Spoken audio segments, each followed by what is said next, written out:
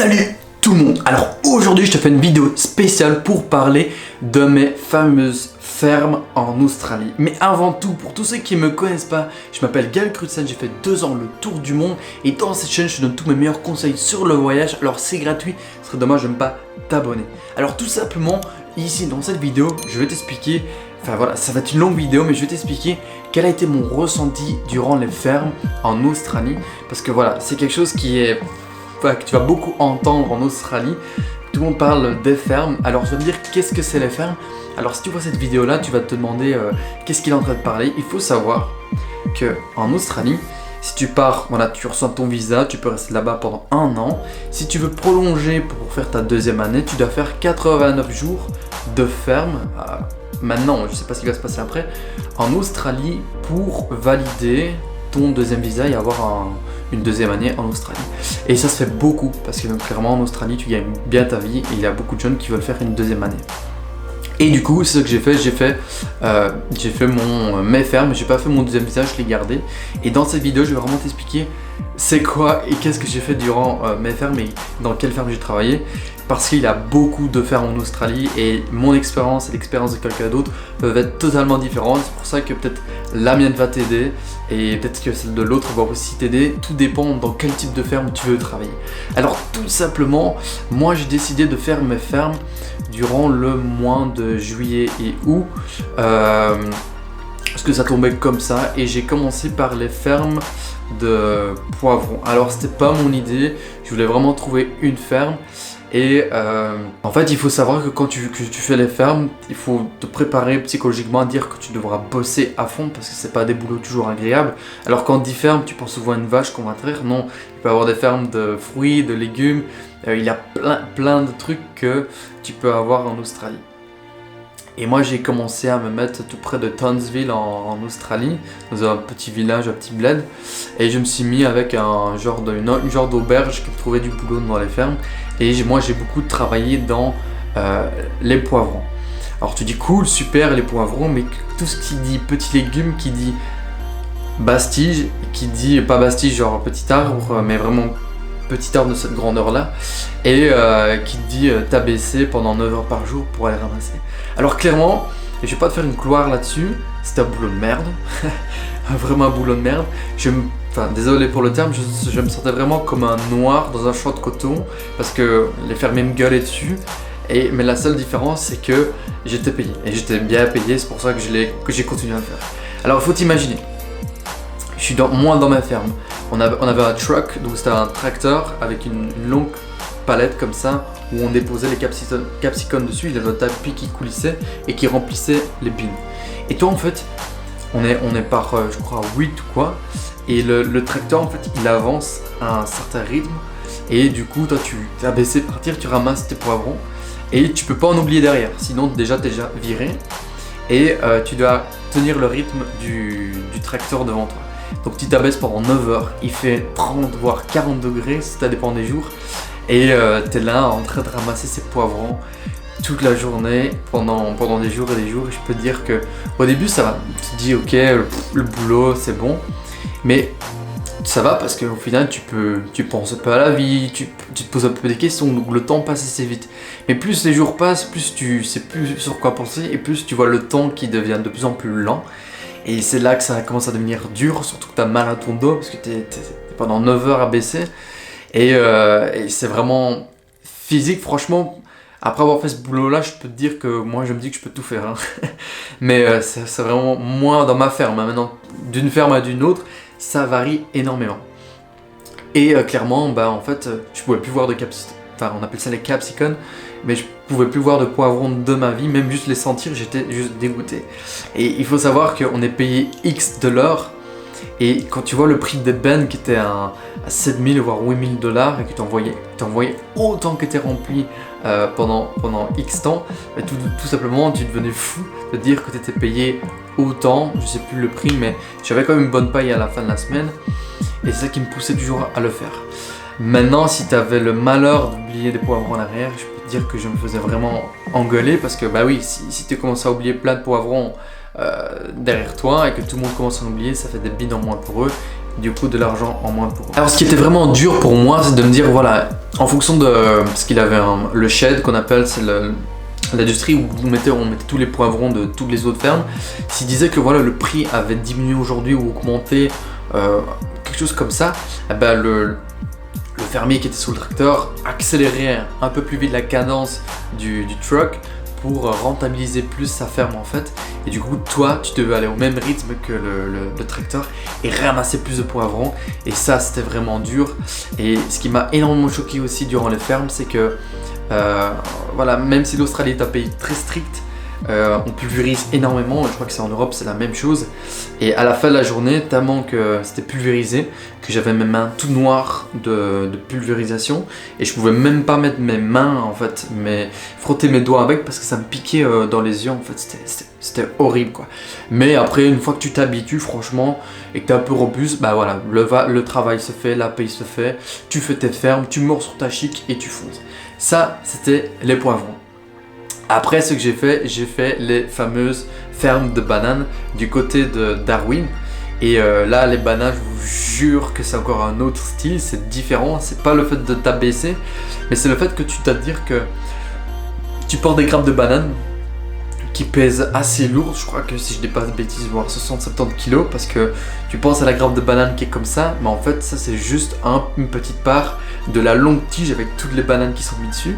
Et en fait, donc, faut te donner l'image, hein. Tu es dans un champ de bananes, déjà tu es en botte, avec des longues manches, parce qu'il y a beaucoup des araignées, de rats dans les champs de bananes, beaucoup d'insectes qui peuvent te tuer, comme des serpents aussi. Donc d'office, tu dois t'habiller avec des longues manches. Il fait 45 degrés, voire plus, parce que tu es dans le nord de l'Australie, et il a de l'humidité, donc déjà il fait super chaud, et tu arrives, tu prends ta grappe de banane que tu portes sur ton dos, tu la soulèves un peu, et on arrive avec une machette qu'on te coupe à 20 cm de ta tête. Donc à chaque fois qu'on prenait en fait, que je prenais en fait les grappes de banane, j'ai l'impression qu'on me scalpait la tête. Si le mec fait une erreur, j'ai plus de tête. Donc on coupait le haut de la banane, hop, tu portais la grappe de banane, tu marchais jusqu'à un tracteur, tu redéposais, poup, et hop, tu repartais le faire. Alors au début, tu dis ah ouais, ça va. En fait, quand tu fais ça toute ta journée, t'es juste mort, t'es explosé. En plus que t'as des araignées, je te jure, chaque fois que tu prenais un sac, tu regardais s'il n'y avait pas quelque chose dedans ou quoi. Plus la chaleur, plus l'effort, tout ça combiné, c'était vraiment dur. J'étais KO en fin de journée, mais j'avais pas aussi mal que les poivrons au niveau de mon dos. Maintenant, c'était plus de l'endurance par rapport à porter et la chaleur et tout le reste. Et j'ai des histoires par rapport à ça, c'est que voilà, dans les champs de bananes, il y a des araignées. Un soir, je te raconte aussi un peu ma vie. Un soir, on était mis chacun dans des petites maisons, des petites cabanes, donc dans des dortoirs en fait. Et on avait un long couloir en fait entre toutes ces chambres-là.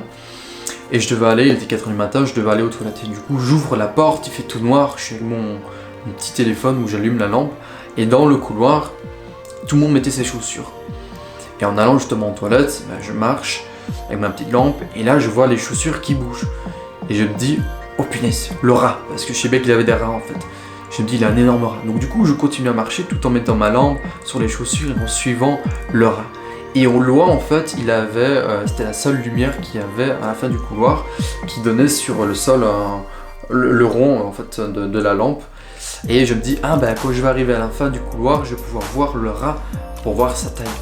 Et en fait, en continuant comme ça, en fait, j'ai vu la bête sortir des chaussures et je me dis, oh putain, excuse-moi de moi, j'ai dit, oh punaise, ce n'est pas un rat, c'est une araignée, et c'est ce bazar-là qui faisait bouger toutes les chaussures. Et quand j'ai vu ça, j'ai eu qu'une chose dans ma tête, je me dis, si je la tue pas là maintenant, c'est le lendemain matin, je vais l'avoir au-dessus de moi, parce qu'on a des filets pour les moustiques, je vais l'avoir au-dessus de moi ou dans mes chaussures, parce que tu dois checker tous les matins tes chaussures pour voir si t'as pas une araignée qui est dedans ou autre chose. Et là, tout ce que j'ai eu comme réflexe, c'est de l'écraser le plus vite possible. Bon voilà, petite parenthèse sur les bananes, qui a été pour moi une aventure. Après tout ça, ça fait des histoires, donc franchement c'est cool. Quand tu dis que tu as fini de faire tes fermes, les gens te disent waouh, t'es fier de toi. Mais en attendant, tu crèves et tu le mérites. Après, je connais des gens qui ont fait d'autres boulots dans les fermes beaucoup plus relax, mais moi j'ai eu les poivrons et les bananes. Si tu vois ça, tu sais quoi d'attendre. Et puis, qu'est-ce que j'ai fait? J'ai fait les fameuses cerises en Tasmanie. Et c'est quelque chose que j'ai toujours voulu faire parce que premièrement j'adore les cerises, tu peux les manger tout en travaillant et tu es très très bien payé si tu es rapide.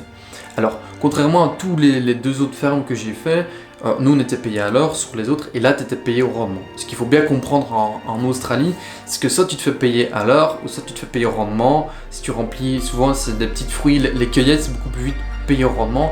Faut faire attention que tu tombes bien sur une bonne saison où il a beaucoup de fruits parce que des fois les fermiers peuvent abuser de toi si tu tombes sur un mauvais row, un mauvais champ et que tu n'as pas beaucoup de fruits, bah tu vas pas accueillir assez vite et du coup tu vas presque rien gagner parce que ton rendement est mis sur ton paquet en fait. Et du coup je suis arrivé au début de la saison dans les fermes de cerises. Faut dire que j'étais le numéro 14 ou 15 et à la fin de quand j'ai dit que j'arrêtais, il y avait je crois 400 numéros, donc faut dire que j'étais vraiment dans les premiers parce que je voulais vraiment être sûr d'être là pour les cerises.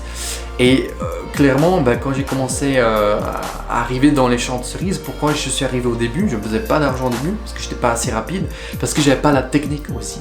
Il faut faire vraiment attention que pour certains fruits il y a une technique à avoir. Pour les cerises c'était prendre donc les cerises on les voit souvent, hein. Elles sont mises à deux comme ça et tu prends les cerises et tu fais tuc comme ça et tu casses les cerises et tu as ta bobine qui est attachée avec des sangles ici comme ça et tu casses les cerises et tu remplis ta bine au plus vite comme ça et ça va très très vite une fois que tu as la technique.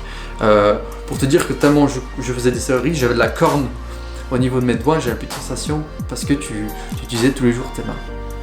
Donc si tu te dis que tu vas dans une ferme de cerises, fais vraiment attention que tu tombes déjà dans la bonne saison ou peut-être avant la saison, comme ça tu te prépares au niveau de ta technique, parce que même si tu tombes dans la bonne saison et que tu n'as pas une bonne technique, tu ne seras pas assez rapide et tu ne te feras pas vraiment de l'argent. Alors pour te dire c'est quoi se faire beaucoup d'argent, moi j'avais des potes et je me suis déjà fait qui gagnent 300 $ australiens la journée.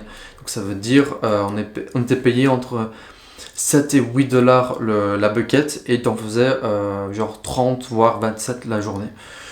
Ça c'était vraiment très très bien. Mais pour les gens qui sont pas rapides, voilà, c'est dur pour eux, mais il faut, voilà, c'est vraiment pour ça que je parle de mon expérience qui va te permettre de dire ok, moi je suis pas rapide, je suis pas bon, il faut que je trouve une ferme où je suis payé à l'heure. C'est vraiment très très important. Et il faut dire que si tu en veux, tu peux te faire beaucoup d'argent. C'est ça qu'il faut vraiment se dire. Il faut pas dire c'est la fin. Il y a plein d'éléments qui vont faire que ça va bien se passer ou mal se passer. Moi, dans les cerises, j'ai jamais vu des cerises aussi grosses de toute ma vie. Je sais pas, c'est parce que il les pulvérise ou pas, mais je pouvais prendre la taille de la cerise. Elle était juste énorme. Et en fait, ce qui est fou là-dedans, c'est que tu sais que ta bucket, elle est payée à 7 $. Enfin, tu payes 7 $ ou 8 $ de la bucket dans ma ferme, ça dépend d'une ferme à une autre.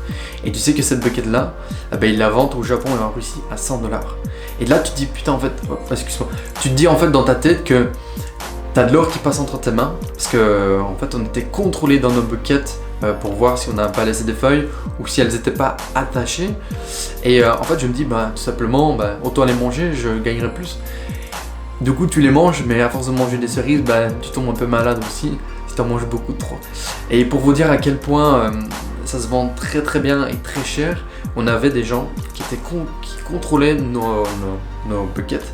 On avait notre numéro qu'on mettait sur le dos de la cerise et quand ils vidaient tout ton paquet dans des genres d'essuie et contrôlaient pour voir si tu avais bien laissé la queue, si tu n'avais pas laissé des cerises attachées, si tu n'avais pas laissé des feuilles, et ils te notaient. Et à force des notations, si les gens faisaient trop de fois l'erreur, ils étaient renvoyés pour 1 jour, 2 jours et puis ils étaient renvoi définitif. Du coup, moi j'ai eu un moment où j'ai travaillé assez dans les cerises, je me suis bien amusé parce que tu peux aller à ton rythme, mais tu as la récompense ou pas à la fin. Donc plus tu vas vite, plus tu gagnes. J'ai vraiment aussi adoré parce que tu pouvais mettre ta musique, ou tu peux parler en même temps et puis tu travailles avec différents pickers, donc tu fais la rencontre de plein de gens. J'ai fait beaucoup la rencontre de Canadiens qui sont très bons dans le picking et des Français et d'autres nationalités. Et à un moment j'en ai eu marre où je me suis dit voilà, j'ai envie de faire autre chose et je voyais les Australiens qui eux, en fait ils avaient un boulot beaucoup plus simple, ils étaient payés à l'heure et ils portaient les buckets de cerises pour les remettre sur le tracteur. Et en gros je me suis arrangé avec la ferme pour faire une petite vidéo, j'ai fait une petite vidéo pour eux, j'ai montré ça au patron, je lui ai dit écoute, je te donne cette vidéo là-bas, mais tu me bouges de la cueillette et tu me mets avec les Australiens. Et du coup, du jour au lendemain, je suis devenu comme un manager. Je conduisais le buggy dans la ferme et je ramassais les buckets de cerises et je regardais tous mes potes en train de cueillir à fond de balle. Et je peux te dire que là, ça a été le meilleur moment pour moi dans les fermes. J'étais vraiment cool, pépère. Je savais bien que j'avais mon salaire et que j'étais payé à l'heure. Donc voilà, c'est vraiment quelque chose que je peux te recommander. C'est des expériences, des choses magnifiques parce que c'est souvent dans les fermes là où tu vas passer des mois ou voire des semaines avec le même groupe de personnes et tu as vraiment des liens forts qui se lient parce que le soir vous buvez de l'alcool, on est un peu coupé du monde parce qu'on est loin de tout, on est dans les fermes, l'Australie c'est énorme et tu tisses des liens vraiment uniques. Moi je m'en souviens toujours de mes potes des fermes, c'est quelque chose que je n'oublierai pas. 89 jours, enfin moi il a été divisé en plusieurs étapes, ça s'oublie pas. Et surtout n'oubliez pas de faire signer votre papier pour stipuler le nombre de jours, parce qu'il y a un papier de l'Australie qui permet de définir que le fermier signe et tout, pour dire le nombre de jours. Calculez aussi au montant que vous gagnez, parce que si vous gagnez pas assez, ça compte pas pour un jour. Alors ce qu'il faut savoir aussi, c'est que dans les fermes, voilà, dans les cerises, ce qui est bien, c'est que j'ai pas de grosses bêtes ou quoi. C'est dans le sud, donc du coup c'est beaucoup plus froid, tu t'habilles avec un pull quand même le matin. Il faut se lever très tôt. Et il faut vraiment en vouloir. Si tu veux vraiment te faire de l'argent dans les fermes, il faut vraiment s'accrocher et te dire, d'être motivé, te dire ok, je vais bosser et je vais me faire de l'argent. Et clairement, c'est quelque chose que je peux vraiment te recommander. C'est que si tu veux avoir ton deuxième visa, ben, prépare-toi, essaie de lister le maximum de fermes, téléphone à l'avance pour pas avoir des surprises. N'hésite pas si tu vois que le plan n'est pas bon de partir et d'aller sur une autre ferme parce qu'il y a beaucoup des fermiers qui vont abuser des backpackers. C'est pas un sujet que tout le monde parle en Australie et si ben voilà tu peux enfin voilà justement ce que je te conseille en Australie c'est de aussi en règle générale, ce qu'on fait, c'est qu'on demande le bon plan d'un autre pote qui a vécu cette expérience-là. Et comme tu sais que lui a vécu un bon plan en Australie sur une ferme, bah, généralement tu vas plus vite vers là parce que tu sais que le retour de ton ami a été positif que de le voir juste sur un papier ou sur un groupe Facebook. Et c'est un peu une course parce que souvent les meilleures places sont prises. Et fais attention aussi aux saisons parce qu'en fonction des saisons et du fruit que tu veux aller, fais vraiment attention. Et aussi, essaye d'éviter les mangues et les ananas parce que les mangues, tu as le mango rush, c'est un liquide qui est justement dans la tige de l'arbre quand tu coupes la mangue qui fait un jet et en fait ça te provoque des allergies, tu gonfles en fait sur tes membres, tu viens bleu en fait. Et j'en ai vu pas mal avec des gros visages comme ça. Et les ananas parce qu'ils ont des aiguilles en fait, c'est des ananas qui sont à basse tige donc très très bas. Et en fait t'as des aiguilles qui arrivent de tous les côtés et t'es obligé de mettre 3-4 pantalons pour pas te faire piquer. Donc voilà, c'est vraiment les conseils que moi je peux te conseiller. N'hésite pas à voir plein d'autres personnes qui ont vécu d'autres expériences que moi pour vraiment essayer de te guider. Et bonne mère pour vos fermes, j'espère que cette vidéo vous a intéressé, vous a donné un peu tous mes conseils par rapport à l'Australie et mes ressentis par rapport aux fermes. Franchement c'est quelque chose à faire mais qu'il faut être coriace et savoir que ça va pas être facile. Moi j'ai eu plusieurs types d'expériences. Si tu as un ami qui est en train de faire les fermes, bah, partage-lui cette vidéo. Les amis, c'est pour vous, j'espère que vous pourrez en bénéficier de plein de bonnes choses. À bientôt, ciao.